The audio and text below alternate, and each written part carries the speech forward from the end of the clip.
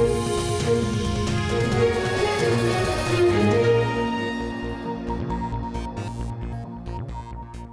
evening and welcome to News Tonight on Rajya Sabha TV. I'm Tina Jha. First up, the headlines of the day.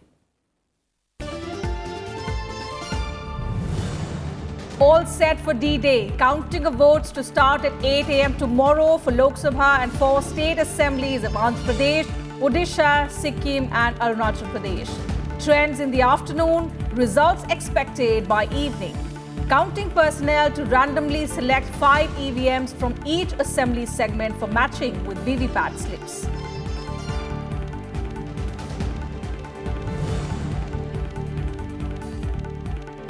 Home Ministry issues alert over fears of violence during counting. State governments and union territories told to take steps to maintain law and order.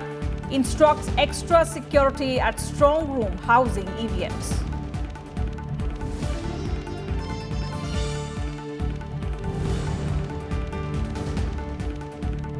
Election Commission rules out changes in vote counting process. Tells opposition that matching VVPATs will be done only after EVM votes are counted.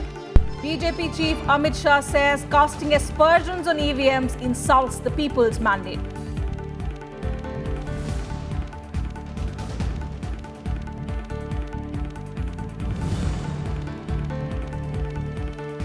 Sri Lanka and Pulwama attacks strengthen India's resolve to fight against terror, says External Affairs Minister Sushma Swaraj at the Shanghai Cooperation Organization. Asserts India will increase cooperation with SCO to reform the United Nations.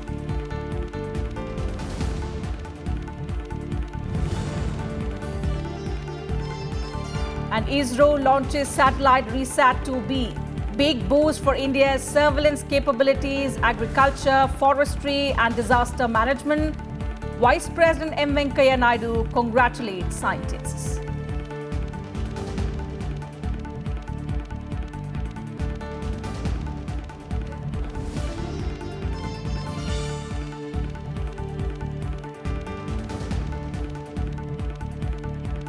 And let's begin with all the news related to the Lok Sabha elections.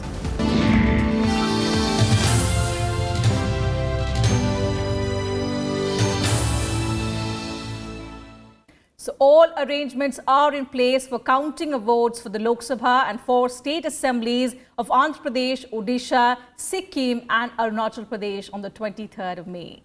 Counting of votes will start at 8 a.m. and trends are likely to start coming in by afternoon. Results are expected to come only by evening. The counting of electronically transmitted postal ballot system and postal ballots will be taken up first. As directed by the Supreme Court, counting personnel will randomly select 5 EVMs from each assembly segment for matching with VVPAT slips. This means that out of nearly 10.3 lakh polling stations, the EVM VVPAT matching will take place in over 20,000 polling booths. There are around 1,600 counting observers to monitor counting of 22.3 lakh ballot units, 16.3 lakh control units and 17.3 lakh VVPATs. The Election Commission has also set up a 24-hour control room at its headquarters to monitor complaints relating to the EVMs. 3-tier security arrangements have been made to ensure smooth and hassle-free counting. Of the 543 Lok Sabha seats, elections were held in 542 constituencies. Remember, voting for the Vellore constituency in Tamil Nadu was cancelled over allegations of use of money power as a huge amount of cash was recovered. So Rajya Sabha TV will get you extensive coverage of the counting of votes. Our reporters and analysts will bring you all the big developments from 7 a.m. onwards. Rajya Sabha TV has also made elaborate arrangements to get you authentic and latest results throughout the day on the 23rd of May. Our experts will be present in our studios to bring you a comprehensive and the most in-depth analysis of the results.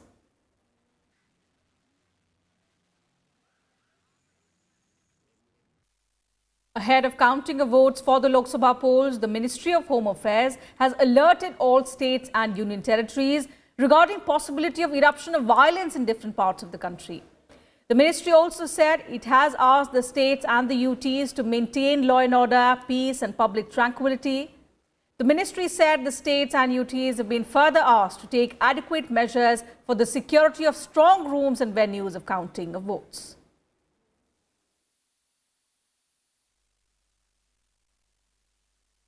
Delhi's Chief Electoral Officer Ranbir Singh has said that preparations have been made to ensure that the counting of votes polled in the Lok Sabha elections goes off without a hitch on the 23rd of May. Listen in. Counting agents की appointments, उनको passes वगैरह issue करना, हर एक table पे हर एक candidate का अधिकार है कि वो काउंटिंग एजेंट अपना अपॉइंट करवा सकते हैं। जो VCBs हैं वीवीपैट वाला, उसके लिए भी काउंटिंग, ARO की टेबल के लिए भी काउंटिंग एजेंट हमने रखे हैं सभी के लिए। उसके अलावा जो स्ट्रॉन्ग रूम से मशीन को लाना है, वो भी हमने सारा रूट प्लानिंग वगैरह किया है, कलर कोडिंग किया है, ताकि कोई किसी किस्म का कन्फ्यूजन ना हो, क्योंकि 10 असेंबली सेगमेंट्स के 10 स्ट्रॉन्ग रूम्स हैं, तो वहाँ से मशीनें उसी असेंबली सेगमेंट के काउंटिंग हॉल में आराम से सुविधा से आ सके और उसमें कोई बीच में कन्फ्यूजन ना हो, वो सब भी तैयारी हमने करी है। उसके अलावा सुरक्षा की पूरी तैयारी करी है। स्ट्रॉन्ग रूम के लिए तो पहले से ही 3 घेरे में सुविधा वो सुरक्षा की तैनाती है। अंदर सबसे अंदर पैरामिलिट्री फोर्स है, फिर उसके बाहर आर्म्ड पुलिस है और उसके बाहर लोकल पुलिस है, तो वो ऑलरेडी है। अब काउंटिंग के लिए भी हमने इसी प्रकार 3 टीयर में सुरक्षा की तैनाती करी हुई है, सुरक्षा कर्मियों की, और पैरामिलिट्री फोर्स अंदर होगा, उसके बाहर आर्म्ड पुलिस होगा, उसके बाहर लोकल पुलिस होगा। तो सभी तैयारियां हमारी पूरी हैं। जो आम तौर पे जो चुनाव का जो ट्रेंड है, और क्योंकि EVMs की जब गिनती पूरी हो जाएगी तो मोर और लेस पिक्चर तो क्लियर हो ही जाएगी शाम को 5-6 बजे तक। उसके बाद फिर वीवीपैट की गिनती होनी है, जो कि मिलान के लिए होनी है, तो उसमें और 5-6 घंटे लगेंगे। तो मैं समझता हूँ कि रात के 10-12 तो बज जाएंगे। Let me go across to my colleagues Rajat Ken, who is joining us live from Chennai, and Aruna Thakur, who is stationed in Jaipur for the counting of votes tomorrow. Rajat and Aruna, very good evening to both of you. Coming to you, Rajat, first. You know, in the wake of the MHA advisory, what are the kind of security arrangements that have been made in Chennai ahead of counting?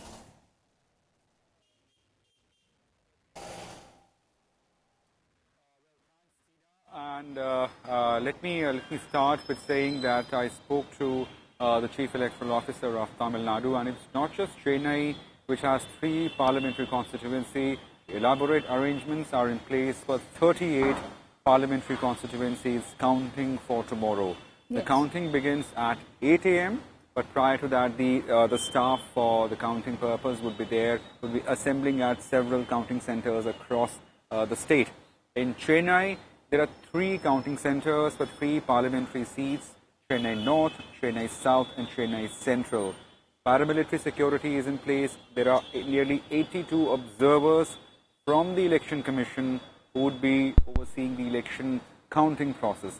Now, at the same time, to stave off any apprehension about the counting of votes, apart from the observers, there will be officers who will be putting any apprehensions to the rest. And today, as well as the Chief Electoral Officer of Tamil Nadu briefed us that every apprehension regarding EVMs and its movement has been explained, and whatever controversy that has been going on, it has been put to rest for good. So clearly, the state is ready. I mean, the Election Commission is ready. Security is in place, and also the machinery is in place for fair and you can say exciting counting in Tamil Nadu tomorrow. Rajat, another interesting thing about Tamil Nadu this time is that apart from the Lok Sabha elections, all eyes will also be on the assembly bypolls that were held. What do you think? The exit polls have predicted, an advantage for the DMK-led alliance as far as the Lok Sabha elections are concerned. But what do you fathom from the ground? What do the bypolls indicate? Because these results will decide whether Palaniswamy government stays in power or not.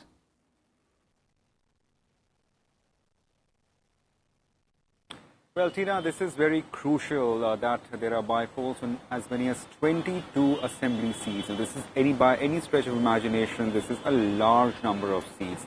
Nearly 10% of seats are going to polls in the by-polls. Currently, as per the strength of the House goes, the ADMK government led by E. Palaniswamy is sitting pretty.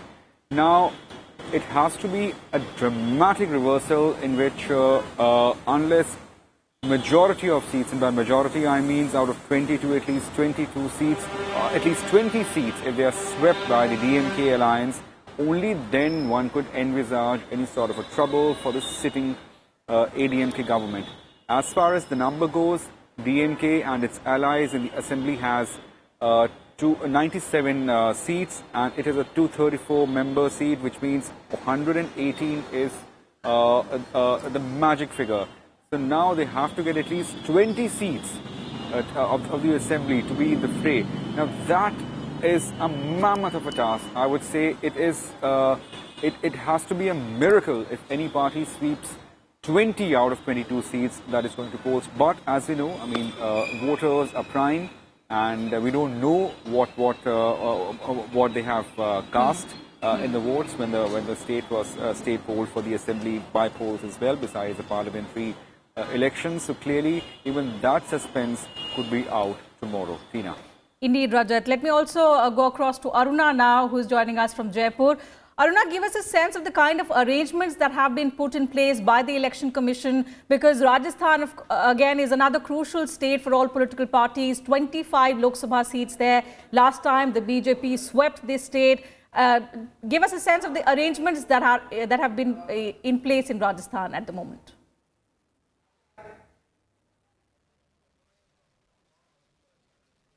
Yes, of course, Tina. I have spoken to District Collector Jagandeep Yadav. So he said that the rural counting will take place in the Commerce College, and with regard to the city counting, the things will taken up by the Rajasthan College. Fine. So it is like as far as the counting tables are concerned, for rural it is 122, and for the city, Jaipur city, it is 115 are arranged, and the rounds connected to them with these counting tables will start from 14 round to maximum to 21.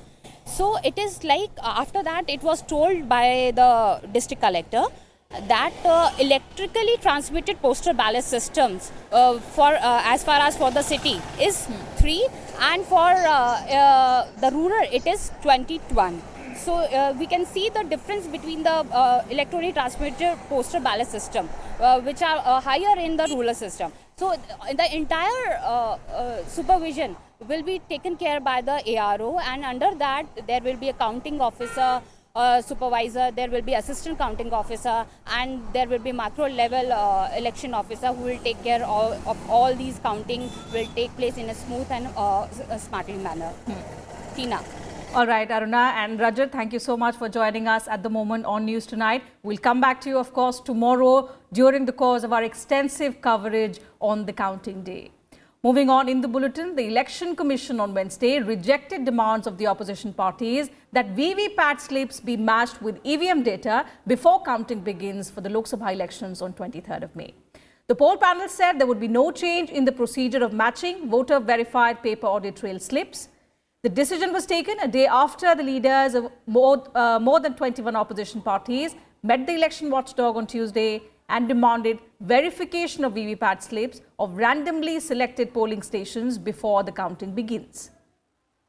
The opposition had also demanded that in case of any discrepancy during VVPAT verification, 100% counting of the paper slips of VVPAT of all polling stations of that particular assembly segment be compared with the EVM results.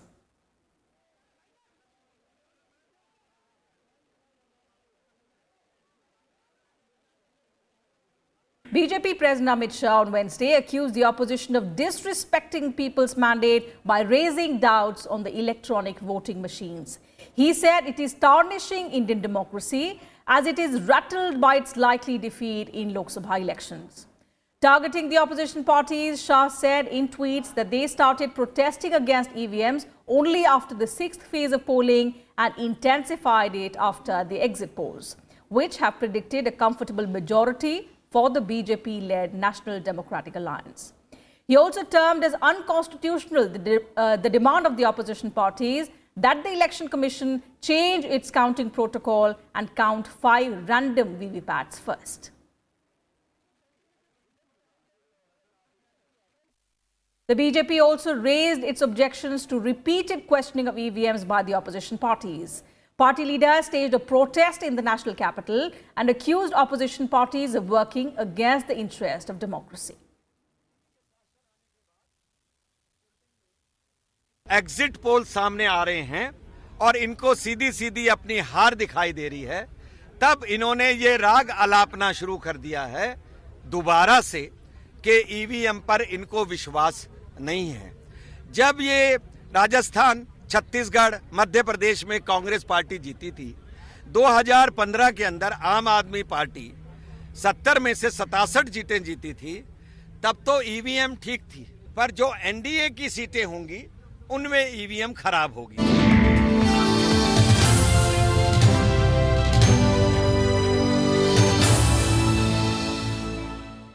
Time for a short break. Some other news and updates on the other side. Do stay with us.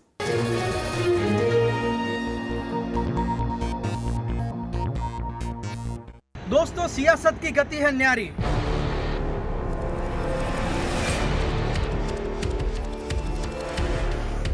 कौन शख्सियत है जीती और कौन है हारी?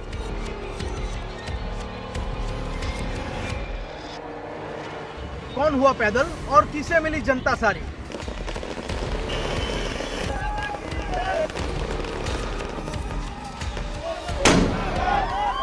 जानिए 23 मई को मेरे साथ सिर्फ राज्यसभा टीवी पर।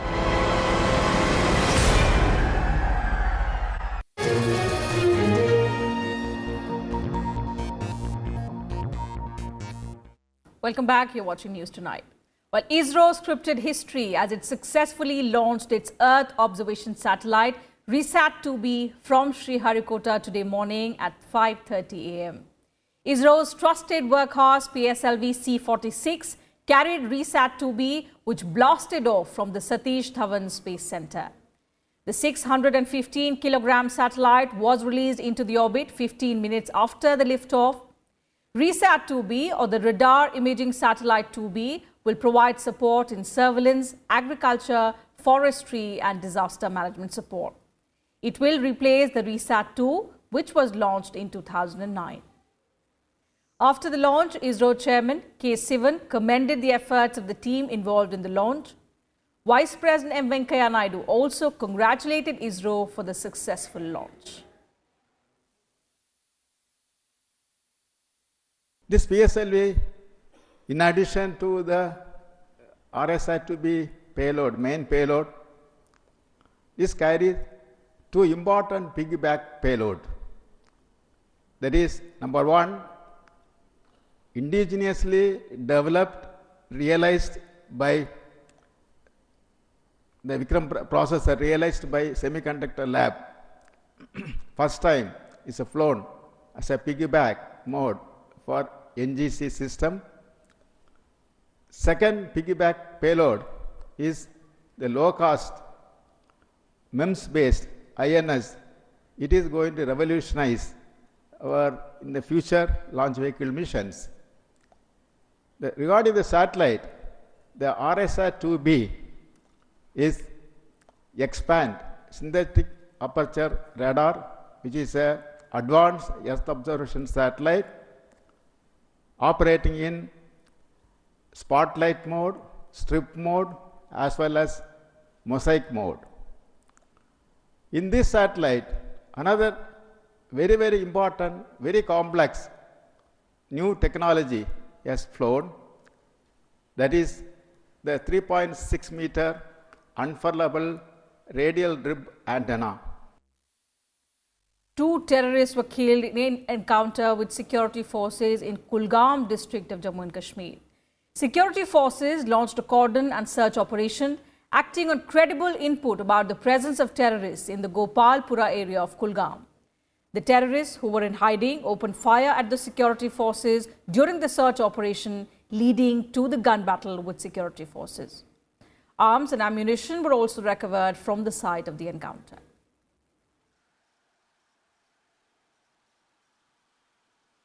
Vice President M. Venkaiah Naidu addressed the International Day of Biodiversity celebrations organized by the National Biodiversity Authority in Chennai on Wednesday. In his speech, the Vice President said, preservation of nature and culture is the only way to ensure a sustainable future. He also observed that inclusive growth contributes immensely to the preservation of nature and urged for the development process to be in harmony with the preservation of nature. The United Nations proclaimed May 22nd as the International Day for Biological Diversity to improve understanding of issues related to biodiversity and raise awareness regarding the importance of conserving biodiversity among the world community. It falls within the scope of the visionary Sustainable Development Goals, SDGs, and seeks international cooperation in fields ranging from sustainable agriculture and food security to water and sanitation, to health and sustainable development, to urban resilience and adaptation, to climate change and disaster risk reduction. External Affairs Minister Sushma Swaraj participated in the Council of Foreign Ministers of the Shanghai Cooperation Organization in Bishkek, Kyrgyzstan. Addressing the meeting, Sushma Swaraj said that India is determined to consistently strengthen cooperation within the Shanghai Cooperation Organization. She also highlighted India's commitment to regional connectivity. She said it is evident from India's involvement in international North-South Transport Corridor, Chabahar Port, Ashgabat Agreement and India-Myanmar-Thailand Trilateral Highway. Sushma Swaraj expressed solidarity with the people of Sri Lanka who recently witnessed terror attacks in April. Ahead of the meeting, Sushma Swaraj met with Kyrgyzstan's president.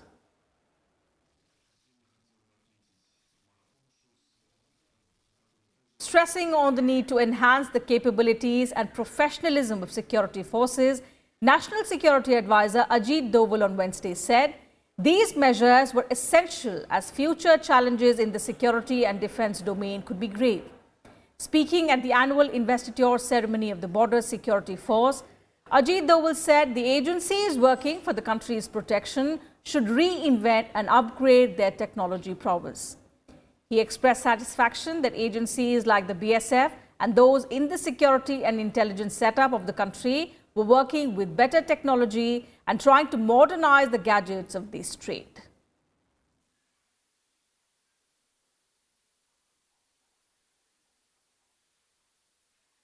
मुझे बहुत खुशी है इस बात की कि पिछले कुछ समय से टेक्नोलॉजी की ओर अधिक ध्यान दिया जा रहा है, मॉडर्न गैजेट्स और उसका अधिक प्रयोग किया जा रहा है, क्योंकि आने वाले समय में शायद इसकी बहुत अधिक आवश्यकता होगी और नेशनल सिक्योरिटी के लिए ये आवश्यक होता है कि हमारे लिए हर रोज़ एक नया चैलेंज का दिन होता है, हमें अपने आप को रीइन्वेंट करना पड़ता है.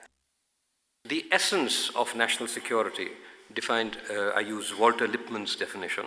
He says a nation has security when it does not have to sacrifice its legitimate interests to avoid war and is able, if challenged, to maintain them by war. 6 people were reportedly killed and 200 injured during mass rallies in Jakarta against the re-election of Indonesian President Joko Widodo. The Indonesian police said the cause of the deaths was being investigated. Meanwhile, social media has been restricted in some areas to stop rumors from spreading. The authorities said the protests were planned and not spontaneous. They also suggested that a group of provocators have been responsible for the violence. President Widodo has promised firm action against rioters. Protests in this capital city, Jakarta, began peacefully on Tuesday, but soon turned violent, with cars set on fire and firecrackers thrown at the police. The police personnel fired tear gas to disperse the crowd. The protests erupted after election results showed Widodo had beaten his longtime rival Prabowo Subianto.